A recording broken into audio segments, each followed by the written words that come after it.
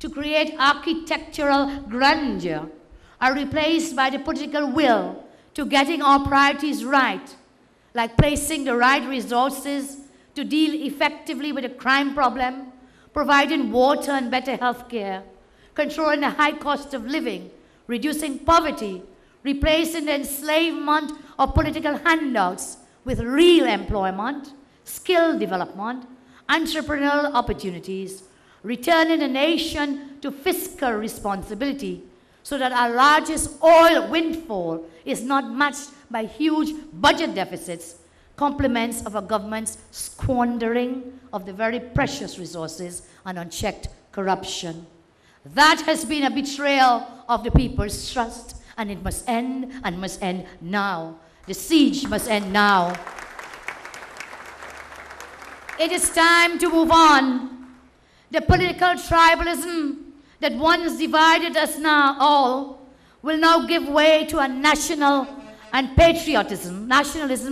patriotism, for the hunger of a child in Leviton is the same as that of a child in Carney, as a child in Pinal.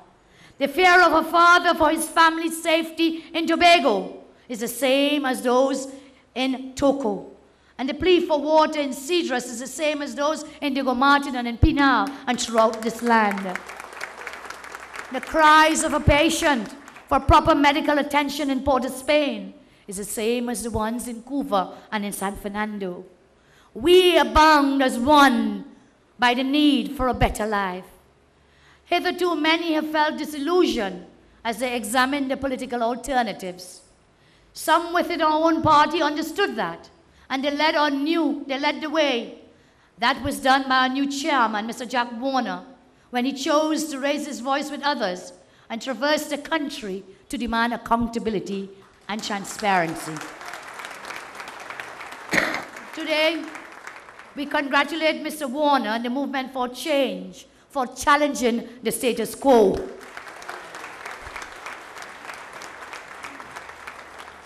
And helping to bring us to where we are today. Excuse me. Had it not been for the untiring and selfless dedication to the cause of democracy in our party, the voices of our membership may have remained silenced, and our nation would have suffered as the result. Friends all, one issue that we raised in the campaign was about our party's inability to convince the population that it was a government in waiting. While it said so, the reality was that we were never able to sufficiently instill confidence in our people that it could do so. Our mission from today is to make the UNC the government in waiting. Amongst other recommendations to the executive and to our party, I would want to recommend that we immediately establish a shadow cabinet who will have responsibility for monitoring the day-to-day activities of government. In effect, we will become the national watchdogs on your behalf. We will not allow the Manning regime to get away with everything. We want to work with all of you, our members and non-members alike, to hear your concerns and develop responses to deal with them and to help fix what is wrong. We know that many people who wanted to be a part of our party were denied that right. Today, I want to invite all of you to come home and bring the rest of the family into the house of the rising sun. There is room for all in the house of the rising sun. And my arms are wide open, and the arms of the executive and the membership of the party, our arms are wide open to embrace each of you as we begin this revolution of change to sweep the Manning regime out of office. But nation building cannot be about one person and about the ideas of one small group of people who refuse to consult the national community. I pledge to you today that we will make sure we develop a policy. We will develop a policy to consult you and listen carefully to what is important to you. I have said always my philosophy is to put God in front. And when we listen to God, we are listening to the people, because the voice of the people is the voice of God.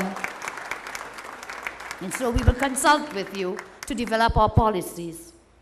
We will deal with those issues in the weeks and months ahead as we ask, where we will ask you to help us, help you to take charge, and let you be the ones who are truly in control of the destiny of this nation.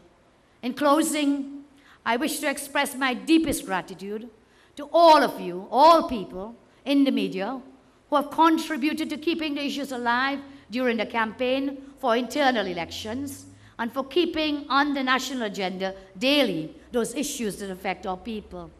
You are the guardians of democracy. You have never abdicated your responsibility to the people of our land.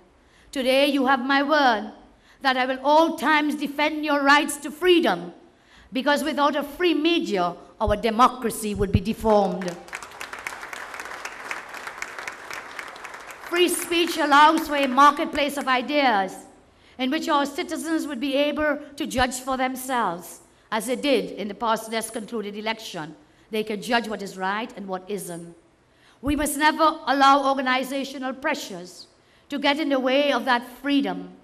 You carry a great burden of responsibility to this nation, to report without fear or favor, to ensure that today's minorities are not prevented from becoming tomorrow's majority. I also want to thank all who supported our campaign and all the campaigns in one way or another.